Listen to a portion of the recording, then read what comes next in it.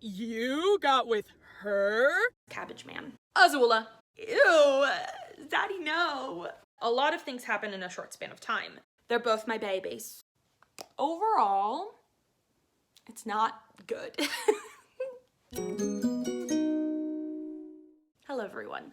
So this is actually Editing Sandra coming to you, and I did want to hop on in before the video started to let you guys know that you're going to be seeing me throughout the video a little bit in me editing almost 2 hours of vlog footage and like thoughts and ramblings.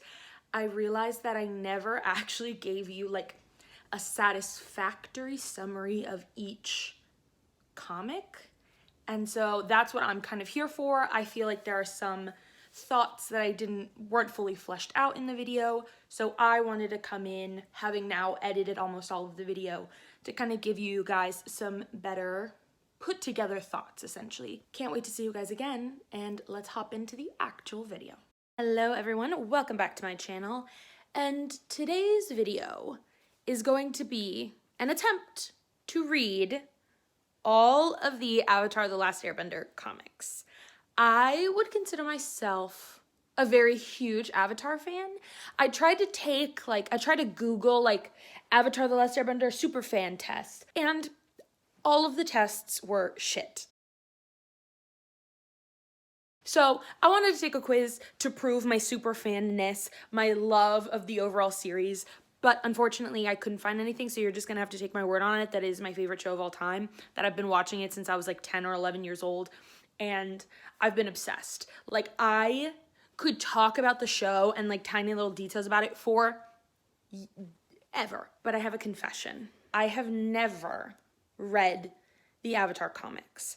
I actually didn't even know that they existed for a long time until maybe like a few years ago, and I still have not picked them up. I think it was first when I watched, I'll actually link it if I can find it. It's like a full like hour something long documentary about Azula and like her decline into madness and how she's actually just a victim of her father's abuse rather than being like a straight up villain.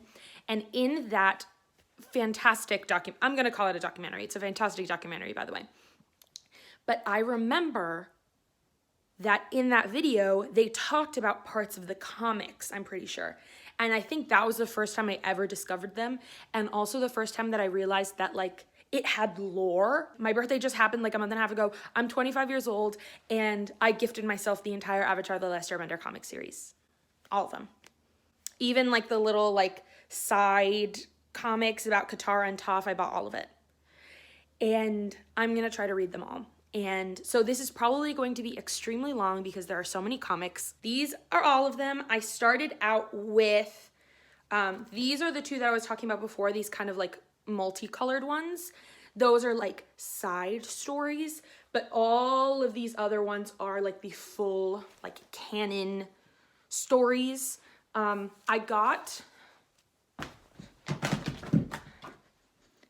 have the 3 omnibus books, which are kind of like the volumes, like the compilations of the comics. So I have The Promise, The Search, and The Rift.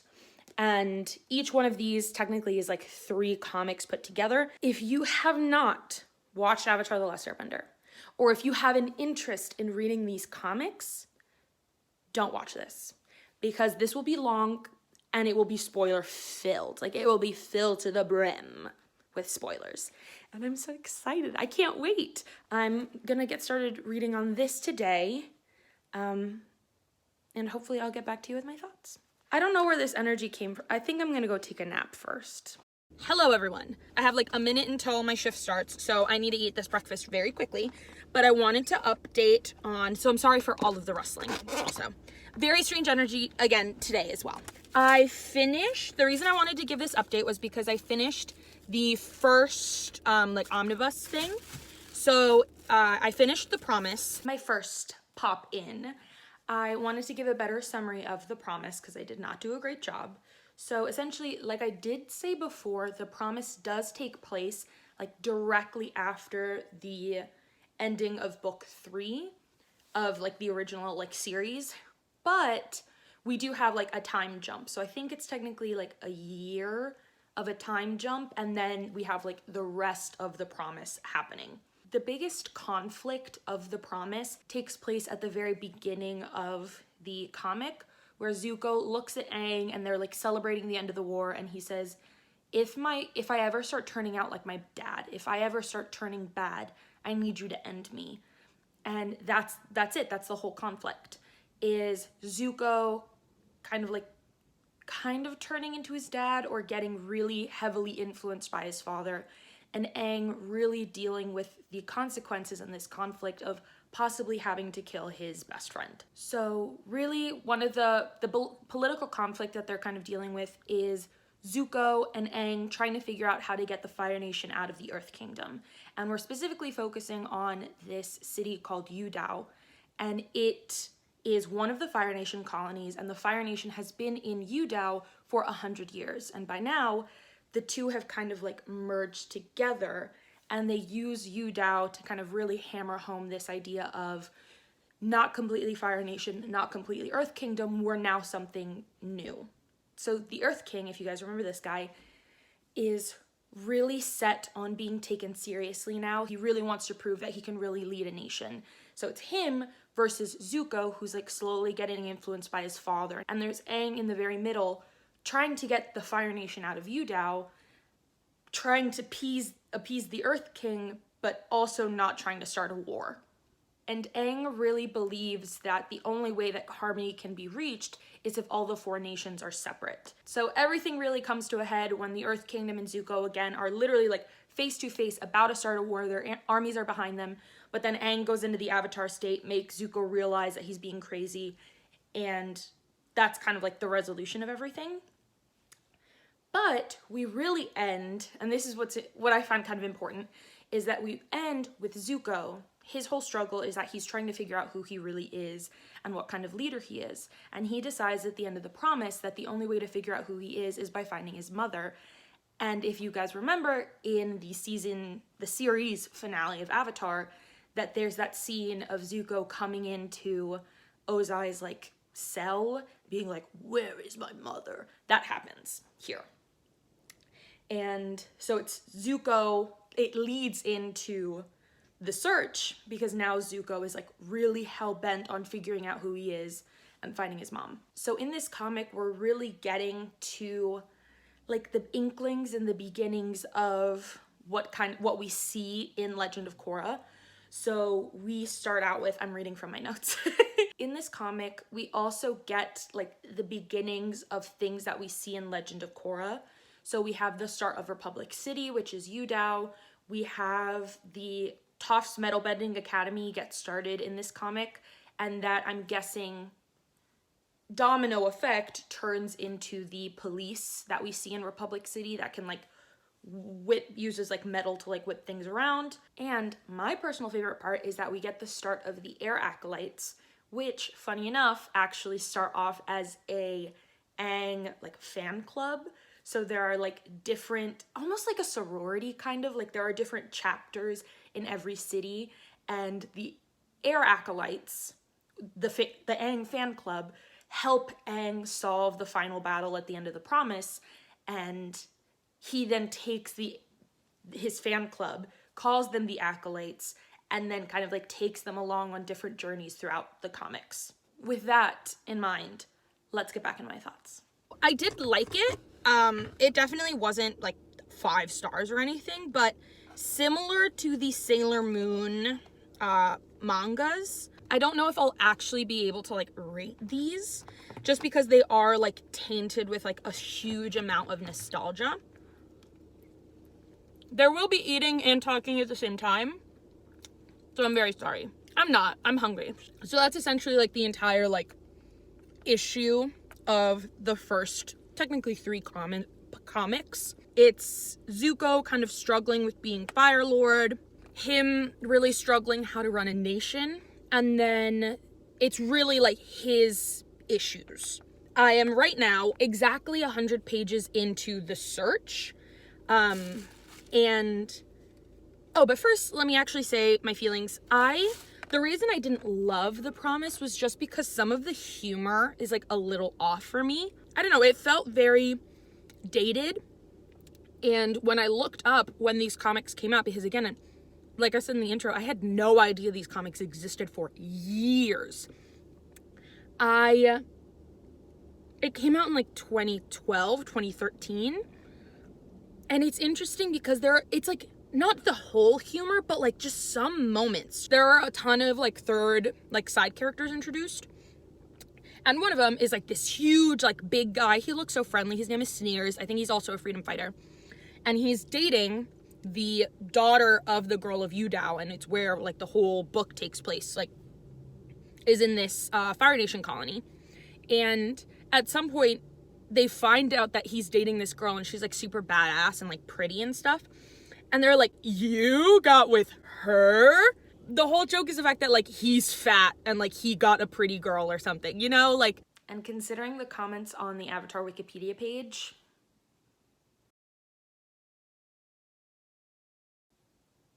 I don't think I'm wrong in calling this out. Just some parts just like annoyed me a little bit. I was like, ooh, this is dated, you know? But The Search is all about the second omnibus, and the next 3 comics are all about Zuko trying to find Ursa, his mother, and like what happened to her. And it's that, like, it's the search for his mom. I'm gonna cut off now so that I can scarf this down in the next like 30 seconds and then run to my shift. And I will hopefully be able to read more during my break and my mealtime. So I will give you guys an update when I read some more. It is almost 11 p.m. My hair is insane. That is a pile of dirty laundry that you can see that I don't even feel like covering up with my body. So not in a great state to be filming, but I did kind of want to update you guys because I did finish The Search completely. This is the one, right? Yeah. So I did finish The Search and I wanted to read the 3rd omnibus and I wanted to read The Rift, but I didn't want to start that without kind of like giving you guys an update. I kind of wanted to delve deeper into what my thoughts were of the first 2 like volumes, mostly because I feel like I didn't do a great job with that last update. Like I mentioned earlier, at the end of The Promise, Zuko is like very resolute in fighting his mother, and in order to do that, we have a moment at the end of The Promise where he's facing Azula. Zuko takes Azula out of like the mental institution that she's in and takes her along with the gang to find Ursa, his mother. And this starts off very interesting. This comic starts off differently than any of the others because there's actually flashbacks between Ursa's past in her like small Fire Nation village and the present where the gang is currently like trying to hunt her down and find her. So we learn about Ursa's past and her village and like her first love, Ikam, and how she got her start being the wife of Ozai. Like, how did she get married to him in the first place? So we finally get to see some spirits in this one as well. We see this wolf, and turns out that this wolf is actually the pet of this incredible lady called the Mother of Faces. She's important because of the subplot and because of her tie to Ursa. So once Ursa was exiled, she actually went back to her small village and reconnects with Ikam, who is now going by Norin. He tells her how he got this new face, this new identity. So they together go into the Forest of the Forgotten and they look for the Mother of Faces. And once they find her, the Mother of Faces promises her a new face, but also gives Ursa the ability to erase her memories. So now Ursa has no recollection of who she is going by the name of Noriko, and starts this new family with Ikam/Norin and have a daughter named Ki. So in all of this, in the spirits and the subplot and yada yada yada, Zuko finally realizes who his mother is, and when he confronts Norin and Noriko and Ki, Azula, in like her crazy state, which I'll go into in a little bit, tries to kill their mom because she thinks that it'll get rid of all of the voices inside of her head. And then once the gang kind of like finishes out their plot with the Mother of Faces, she goes up to Ursa and offers her original face and her memories back. And so Ursa takes it. Noriko turns back into Ursa, and then Ursa and Zuko finally have like the talk that he's always wanted. This is the one I have the most thoughts on, so let's get back into it. This first one, you could kind of tell that they were struggling with the voice of it. You can tell that Xinlin Yang was getting used to writing the characters, and it gets better within that second installment. But so with that awkwardness came some very awkward, okay, I'm gonna take these off. Came some very like awkward jokes. And as I was reading it, I knew, like, I just had this feeling, I know in my soul that this is supposed to be like the formation of, is it called Republic City? You can tell that this whole idea that they're kind of like hammering home about, it's both Fire Nation and Earth Kingdom. We are something new. This idea of the four nations is something of the past, and now we need to create something new from the old. It's going to, like, these comics, right? Stay with me. These comics in between are kind of like the bridge between the original anime and Legend of Korra. Something that I love about this comic, though, is you see so many more of these interactions, which you didn't get to see in the show, really. And one that I really loved seeing was Suki and Zuko interacting, which was so cool. After Zuko's like going crazy and he thinks someone's going to assassinate him and he can't sleep, they hire the Kyoshi warriors, who he says are the best warriors ever, as his like kind of personal guards so they could take care of him. And Ty Lee is in here, which I love. And so you kind of see Ty Lee and Suki interacting, Ty Lee and Zuko interacting, all of them interacting with Azula in the second comic. Like, I love seeing all of these small, more intimate interactions between characters that we didn't get to see in the main show. I really like these comics because it sprinkles in like very small details from the original show. She is the mother of Ko the Face Sealer. If y'all remember him, this nasty, ugly little bitch. And I was like, oh my god, I remember him. Like, just little tiebacks, which I love. So those are kind of my thoughts. They look so good. Toph was in this one, but not in this one. But it looks like she's gonna be the main babe for this story. It seems like all the titles really have to kind of like do with the plot of the book. So obviously, The Promise is the promise that Aang made to Zuko. The Search is the search for the mother. And this one's called The Rift. And obviously, since it stars Toph, I'm assuming it might be both metaphorical and literal. Like, there might be both a literal rift in the earth, either that's already there or that she has to create, but there also might be, I think in the description they say that there might be a disagreement within like some groups of people. So I think there might be like a rift in terms of like communication, in terms of like social groups. And anyway, I've literally been recording for half an hour just talking about these. We'll come back probably tomorrow morning. I think I'll be able to record before I go to work tomorrow.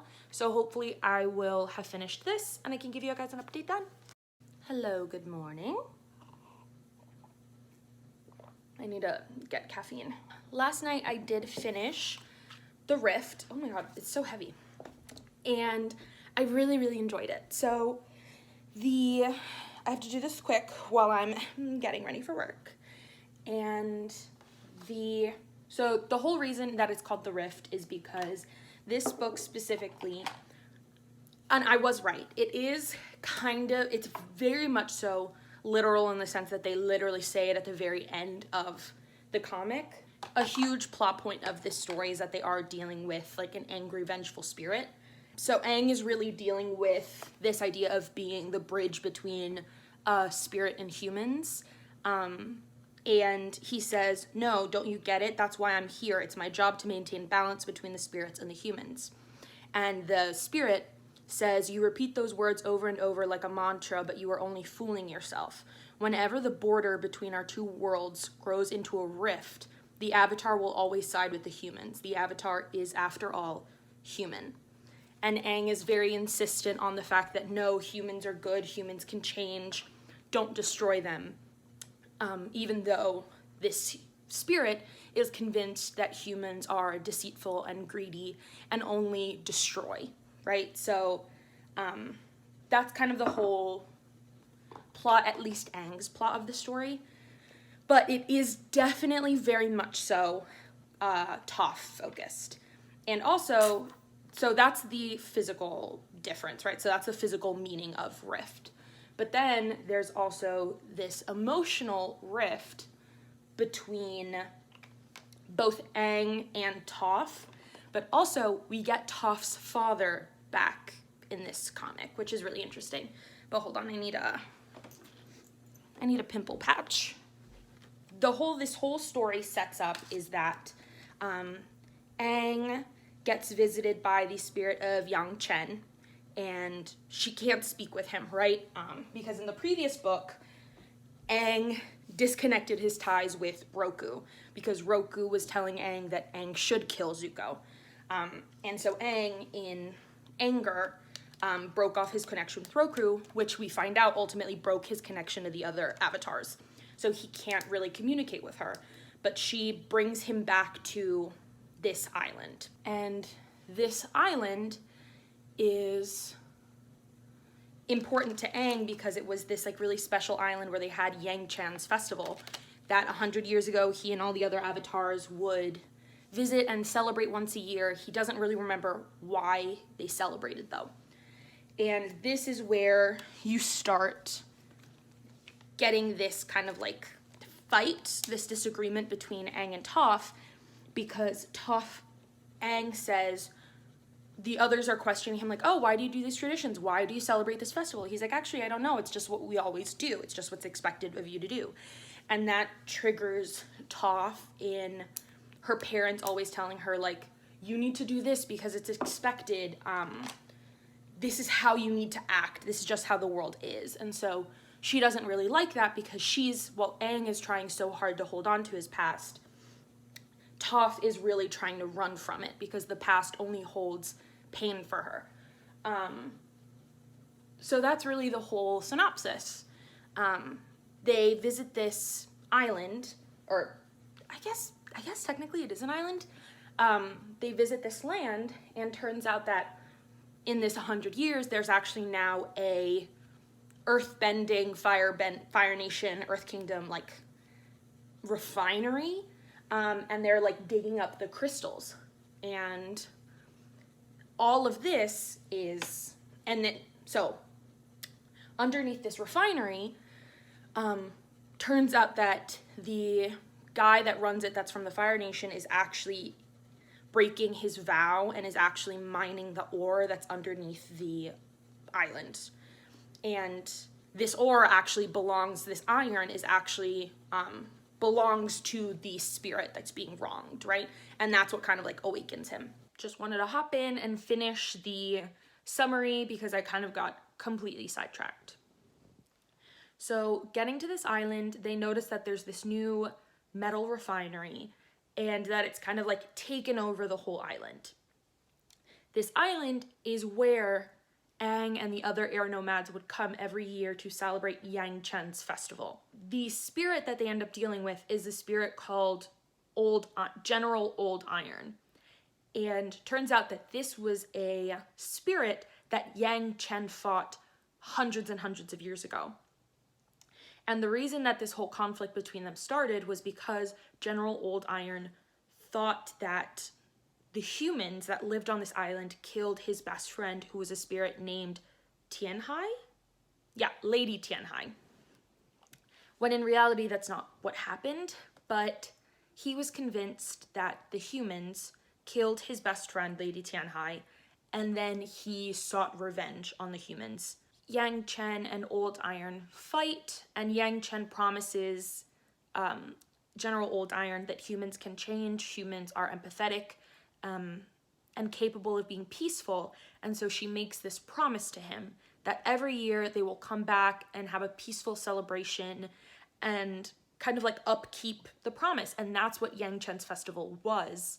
But with the Air Nomad genocide, no one was there anymore to upkeep that tradition, and so General Old Iron's spirit is getting disrupted. And it doesn't help once everyone discovers that the refinery is actually not peacefully mining the crystals that are on this island. The refinery is owned by both an Earth Kingdom like businessman and a Fire Nation businessman. The Fire Nation businessman, being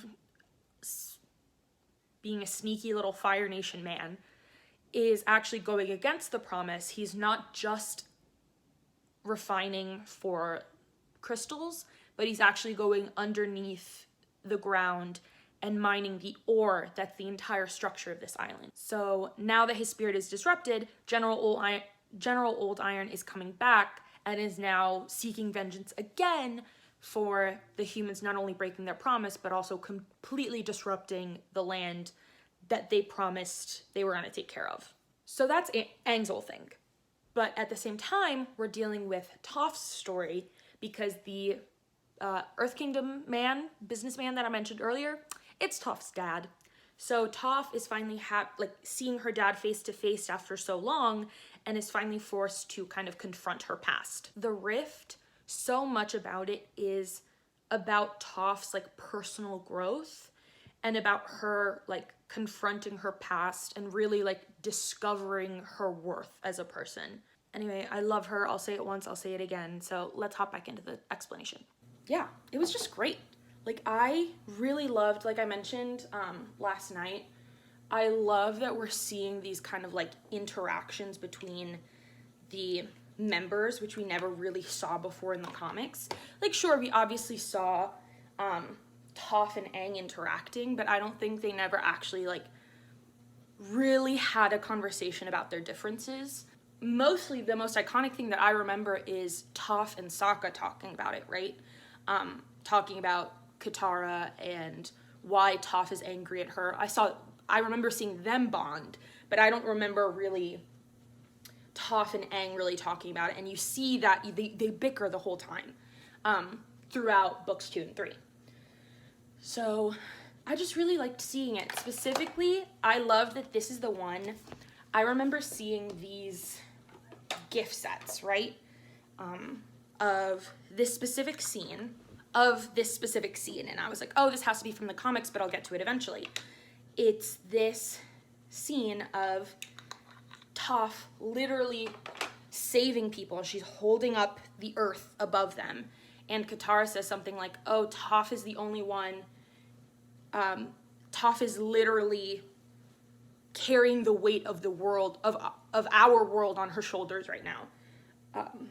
And Toph and her dad have this conversation, and he says, us being stuck here, not knowing whether we live or die, I realize how badly I treated you, etc., etc. And she says, oh my god, I literally got chills. I started crying when I read that. When I read this specific part, and she goes, see, Dad, you still don't get it. If you knew me, the real me, you wouldn't be wondering if we live or die, because I'm the greatest earthbender alive. You would have faith in me because you know how much I'm capable of. She's literally incredible. She's an incredible character. She's so strong, so amazing. And I love seeing this. I loved the message that it kind of had, which was this idea that you shouldn't forget your past, because the path helps you decide the future, but you also shouldn't cling to the past because sometimes the new is better. Let the past influence the future, but don't let it dictate it, or else nothing will ever change. You'll repeat the same mistakes you ever did, so you have to learn from the past, which I loved. So, I think I really realized how much I love the inclusion of spirits, like how much I really love when spirits are like included in the story, when Aang really interacts and is really using his like avatar bridge spirit magic.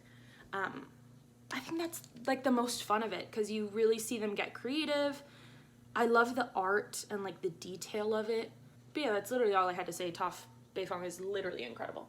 And we finally have the recurrence of the most beloved Avatar character, I would say, and that's Cabbage Man. But yeah, so I did enjoy it. I think the next books, I'm pretty sure, the next comics are Shadow and Smoke, I think, parts 1, 2, and 3. So instead of doing like, since now they're like in separate parts instead of one big book, like I said, I'm going to read all 3 of them together and then give you guys an update. So look forward to that. Morning.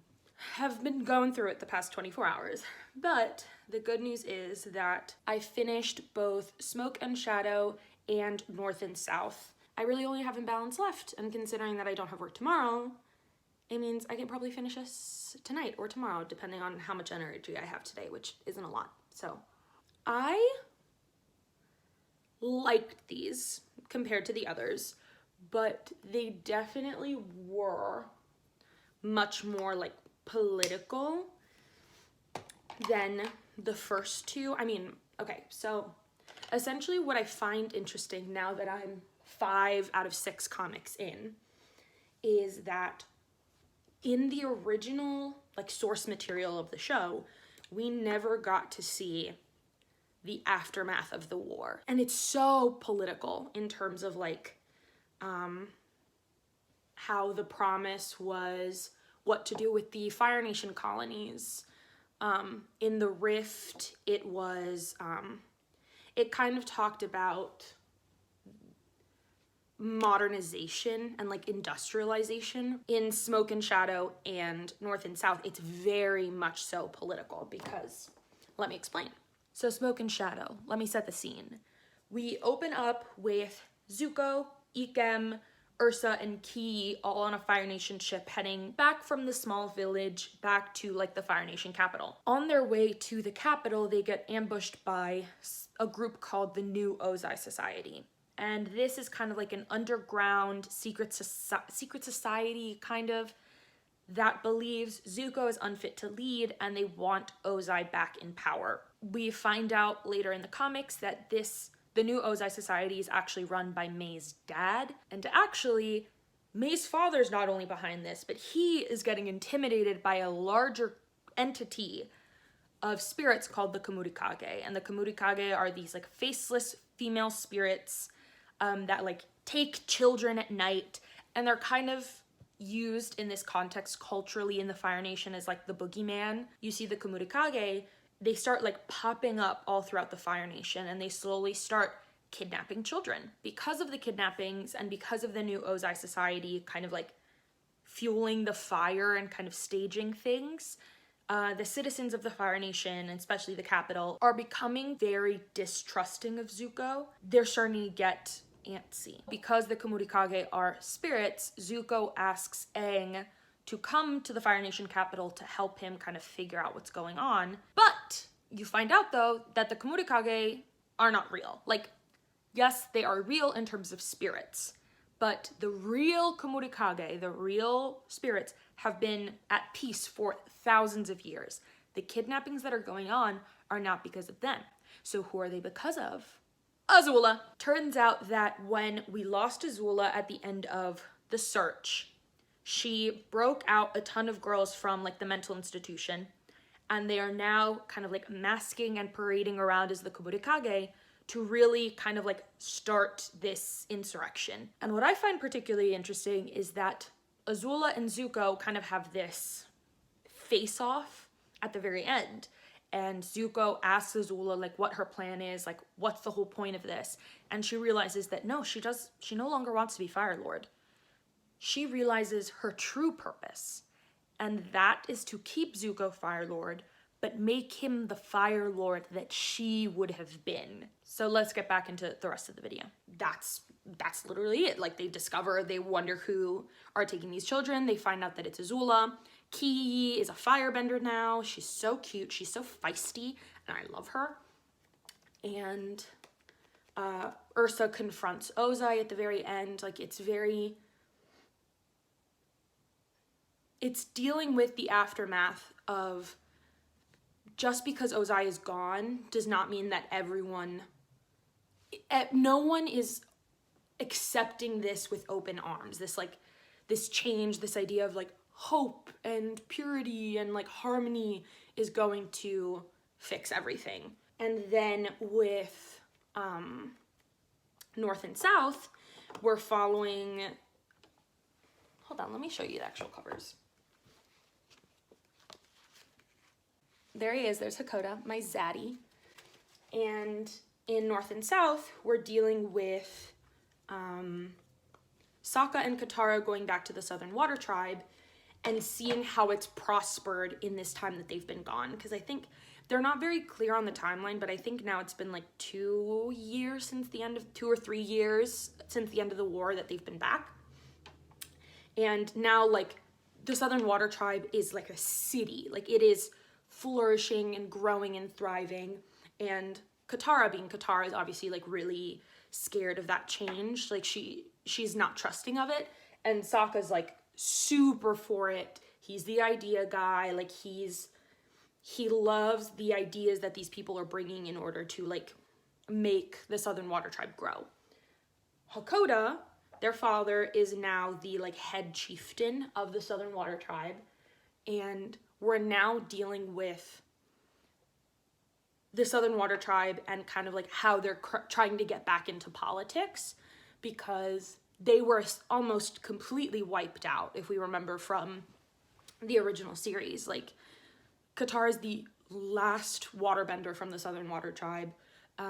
There were like a few dozen people left. Like, the Southern Water Tribe was barely surviving. And now it's this idea that Hakoda is trying to build the Southern Water Tribe back up to first be taken seriously by other leaders in the other nations, but to also strengthen the Southern Water Tribe in general. We have 2 people that came from the Northern Water Tribe, and they're up to no good. So, North and South is taking place at almost the exact same time as Smoke and Shadow, because Aang is about to leave with Katara and Sokka to the Southern Water Tribe, but then gets called by Zuko to go help him with the Kamudakage situation. So we're initially only following Sokka and Katara as they head back to the Southern Water Tribe and see how it's prospered. While there, we are introduced to 2 Northern Water Tribe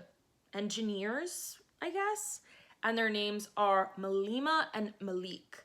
And I call her like Halaim and Harlima or something, but I'm talking about Melina. They are there to help Hakoda with the Southern Reconstruction Project. And originally, it just seems like they're there to help out their sister tribe, when in reality, their reason for being there is a lot more nefarious than they lead on. And so, along with that whole situation, right, we have another underground coup that's taking place. It's an old friend of Hakoda called Galak, and Galak thinks that Hakoda's methods are wrong, that the North can't be trusted, and that in order for them to really prosper, that the Southern Water Tribe has to isolate itself. They have to be more aggressive and more violent. So the Southern Water Tribe, in order to like really celebrate how much they've done and how far they've grown, they host this festival. And at this festival for the Reconstruction Project, Galak and the group that's staging the coup, stay with me, sabotages the festival. He ends up in prison. He escapes the prison. He then sabotages another thing, which is a meeting that the Southern Water Tribe is holding with the Fire Nation and the Earth Kingdom, and Aang is there as well, and Toph, I think, is there as well. And he kidnaps the Earth King and holds him hostage. And asks for a ransom. 8, 9, 10 points, can't remember. But a lot of things happen in a short span of time. And it all ends how we get here is not important. But it all ends with Galak falling off of a bridge, Katara having this beautiful farewell goodbye speech to her mother's grave, and Aang and Toph are also there. The ending doesn't really make any sense. This comic really moved way too fast, and there's no clear message, no clear ending. There was no theme to this one. It was just really off and really disappointing, so I'll just get back into it. That's all I have to say. What I think is very interesting is that we know that the Southern Water Tribe is really heavily influenced by, I think, like indigenous cultures. I want to actually look it up because I don't know the real, like, the tribe that really, like, or the culture that really inspired them. It's the Inuit. But this is, I think, is very interesting because it deals a lot with the stereotypes that people have about the Southern Water Tribe that I think also harks back to the real culture that they were inspired by, is that they're savages and uncultured and that they need to be civilized. The two people that come in from the north originally go in there with the intention of civilizing the Southern Water Tribe. But then one of the main girls, Halima, I don't know, falls in love with Hakoda, and then she changes her mind. Like, she realizes her intentions for being there have changed since falling in love with Hakoda. But her brother, I don't remember his name, he's irrelevant, is there because they discovered a huge reserve of oil in the Southern Water Tribe, and they're going to harness it and then claim it in the name of the Northern Water Tribe. So again, like, super political. Like, they are there for political reasons to essentially make it a colony. They're going to, the entire intention of them being there and then kind of like growing and expanding the Southern Water Tribe is to make it a Northern Water Tribe colony. So there's a lot of language in there, like, about how the South is uncivilized and savages and violent and aggressive. And if you know anything, that's very heavily used language that's used by, like, European settlers talking about, like, indigenous North American tribes and people. Like, that is exactly the language that they used talking about, like, indigenous cultures. So heavy stuff. The part that I do want to mention is the fact that I think, was it at the end of the first one? Yeah, the end of the first one, what's it called? Halima, whatever the frick her name is, and Hakoda are in love, right? And at the end of the first one, they literally walk in on Hakoda and the girl kissing, and literally, like, me. I said, ew, Daddy, no. I literally got to this page and I was like, I am disgusted. Like, that's nasty. That's so gross. So these probably aren't my favorite of the comics just because they are very heavily political and I prefer much more like character-centric stories, but they were still good. I still liked them. I still, like, laughed aloud. I thought they were very interesting, but they definitely focus much more on how the war ultimately affects the, like, political sphere, the standings of the nations, rather than, like, what are the characters up to? So I literally have no idea what Imbalance is about, the very last, like, comic installment. But what I did in my research of kind of, like, adding these to my Goodreads, marking them as read, whatever, is that I found out that Imbalance now has a new author. The first few are written by Jinlun Yang, and Imbalance, and then so far the 3 kind of, like, spin-off sequels, which are Katara, Toph, and Suki's, which is releasing later this year. All of them are written by Faith Hicks, something like that. So I'm interested to see how if the art changes or if the writing changes. Like, I want to research maybe, like, why it happened, but also I'm interested to see how it affects, how that change in author kind of like affects the storylines overall. I'm very curious. It seems like they've kind of been building to everything. So I think Imbalance is ultimately going to be like the huge explosion of everything, of the insurrection in the Southern Water Tribe, the like imbalance and kind of like the anxiety within the Fire Nation, this like new modernization in the Earth Kingdom. Like I think it's kind of all going to come to a head, and ultimately I think it's going to lead to the creation of like Republic City. So I'm interested to see how we get there though. Like I'm interested to see how everything kind of like collides, how Azula comes into this. Like I'm so intrigued. And I'm interested to see what happens. So I'm just gonna live the rest of my day, and I will get back to you guys tomorrow with my final thoughts. I finally finished Imbalance Part 1, 2, and 3, and overall, it's not good. It feels bad to say, but like I knew within like a few pages, I was like, oh, it's just not good. Faith Erin Hicks is the new writer, and there's also a new artist, which I don't remember if I mentioned in the previous clip, but I don't like it. I think after so many installments, Gene Luen Yang really kind of like got the characters. Like he really understood the voice. I really loved the drawings and like the actual art of like all of the original like first few comics. And in this one, in Imbalance, both to have the author change and the artist change at the same time, it was very off-putting, and you could tell the difference. Like the writing was like clunky, no offense to Faith Erin Hicks, but the writing was just like clunky and awkward, and a lot of the characters felt really out of character for me compared to how they did. I know that I voiced that issue in The Promise originally, but it got better. Like I said, it got better, and by the end of it, it was all very seamless. The characters felt like themselves. But in this one, you suddenly get this really drastic change in art style, which isn't good. I personally prefer the art style of the original. Like, not the original, but like the first few comics.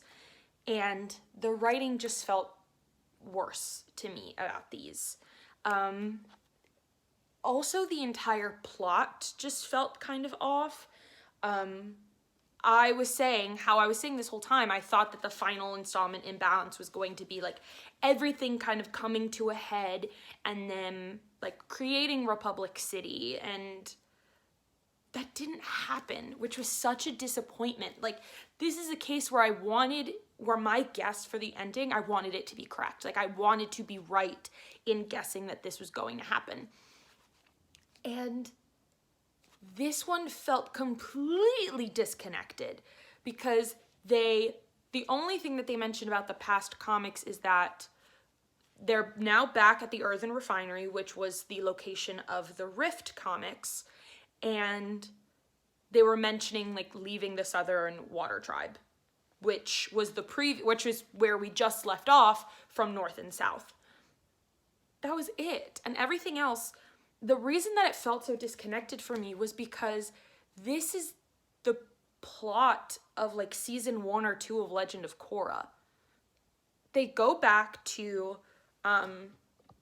Cranefish Town, I think they call it, right? Oh, whatever.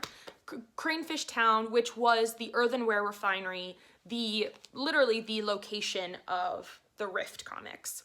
We go back there, and it suddenly like boomed. They didn't give us a timeline how long it's been, so has it been a few months? Has it been a few years? I don't know. There's suddenly been like a boom in the industry, and so like it's grown like 10 times the size that it was before, and now there's Bender and non-Bender violence. Is this sounding familiar to anyone? Being supremacists Is this sounding familiar? I mean, essentially, in Legend of Korra, it's flipped, right? Because the non-benders are saying that we have no need for benders anymore. In this one, it's flipped because the benders are saying, hey, we are superior to you. We don't need you. You guys are weak little losers. Especially as like the final installment to the rest of the comics, there was no clear ending, nothing that led you into Legend of Korra, which felt really weird because also, I did some research. I couldn't find anything about why suddenly there was an artist change and an author change. Especially for the last installment, it felt really strange, and I couldn't find it. Legend of Korra first aired April of 2012. The first comic, The Promise, was published on December 2012. By the time these comics came out, it was 2018, 2019. All of these were coming out well after Legend of Korra ended. So I'm a little confused as to like, you had time. You had 4 years to come up with a good story to kind of like wrap up the Avatar: The Last Airbender world with the Legend of Korra world. And this wasn't it. A forum called it like a cliffhanger. No, it's not a cliffhanger. It's just a sad fall. Not even like you're hanging off of a cliff, like you just rolled down a hill and you're just disappointed. And I can't help but feel that there were supposed to be more after this. You mean to tell me we're not going to get anything about Republic City? We're not getting anything about Azula's storyline, about Ki being a firebender? Like, I have this feeling that there were supposed to be more comics and we just didn't get any. But overall, I mean, like, I love the comics. Like, I really, really enjoyed my time reading them. It just means so much to me. The show meant so much to me as a kid. It's my favorite show of all time, still as a 25-year-old lady. If anyone's curious, I would be an airbender, no doubt. But obviously not the ones that got wiped out, but like in the new era when the harmonic convergence kind of like brings the airbenders back, like I want that to be me. Like I was part of the water, like I was maybe like a non-bending person from like the water tribe, and then suddenly I got air nomad powers. I think that'd be kind of sexy. Let's do a sexy little ranking. So I would say very easily my least favorites would be Imbalance. And then it's hard because I would say Smoke and Shadow and North and South would be tied. But I would say in fifth place, I'd probably put North and South. And then I would say Smoke and Shadow. Out of the first 3 omnibus, I would say very easily is The Promise comes in 3rd place. Oh, these both are so good. Come on, like these covers, they're both my babies. They're both my babies. When I think about it, both are very similar in the sense that they both have spirit world connections. They both talk about they both have that moment of Aang doing what he does best, as in being that bridge, being the bridge between the spirit and the human world. They're much more character-focused stories. The gang working together and working through their issues. And overall, they're both incredible. Like, if I were to rate these, both of these would probably be 5 stars. So they're technically tied. They're tied. Stop hounding me. But I'll say that I'll probably put The Rift at number 2. Very close. And I'll put The Search at my number 1 favorite comic. Because Zuko's lovely. I think he finally deserves that storyline where he finally gets answers. I love how they played with both the flashbacks and the flash forwards. I love the plot twist of Ursa changing her face, and I just thought it was incredible. If you reached the end, thank you so much. I can't believe you made it here. But Please let me know in the comments if you love this show and if you've read these comics, what you think about it, who your favorite characters are. If it's not Toph Beifong, I don't want to hear it. Let's have a talk in the comments. I just want to keep talking to people about this show because I can't talk my friends' ears off about this. So I'm going to use you as my outlet for that. Thank you so much. Please like the video if you enjoyed it and subscribe if you want to. And I will see you in the next video. Bye.